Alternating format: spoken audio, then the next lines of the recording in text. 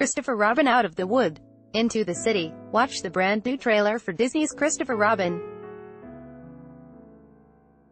See the film in theaters August 3rd, starring Ewan McGregor, Jim Cummings, Brad Garrett, Haley Atwell and Bronte Carmichael.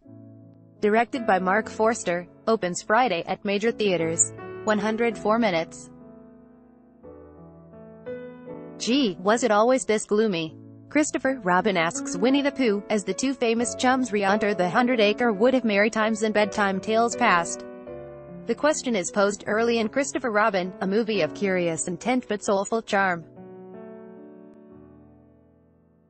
It's an excellent query to consider, along with this one: is this a film for children or adults? Let us wander in search of answers.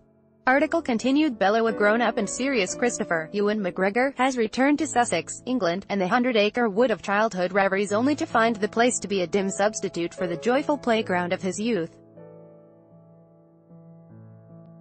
The wood seems more like a swamp, drained of color and shrouded in fog, a change also noted by Pooh, voiced by Jim Cummings. Is it the place itself, or is it Christopher Robin's diminished enthusiasm for life?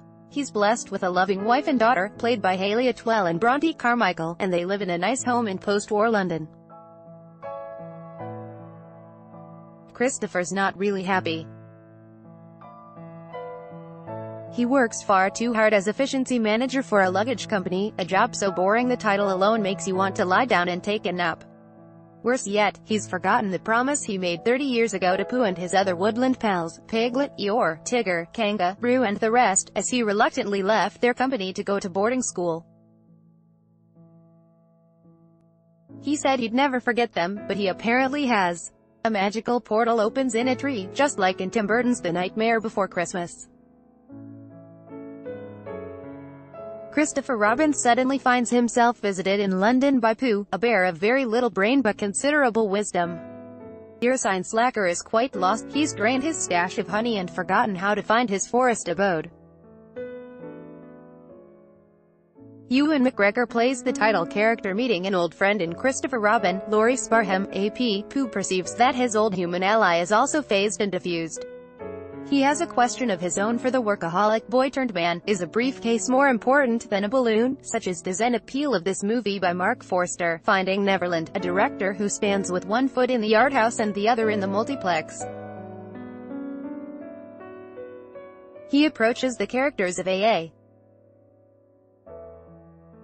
Milne's literary classics and colorful Disney cartoons with the intent to inspire more than to enchant, much as Spike Jonze did with Where the Wild Things Are. There's some dissonance in this approach, mainly of the sonic variety. Jim Cummings also voices Pooh in Disney films of recent times, in which the bear is considerably more animated than the slightly quizzical stuffed toy seen throughout Christopher Robin. The dreamily melodic score by Jeff Sanelli and John Brion, meanwhile, occasionally recalls the familiar Winnie-the-Pooh refrain of Disney creations.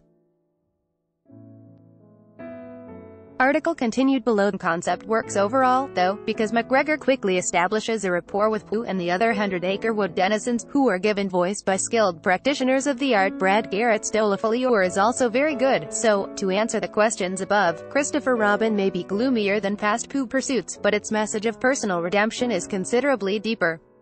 The film is also cheerier than last year's Goodbye, Christopher Robin, yet another take on Milne's bountiful creations. The movie is for both children and adults, a calming respite from these frantic times.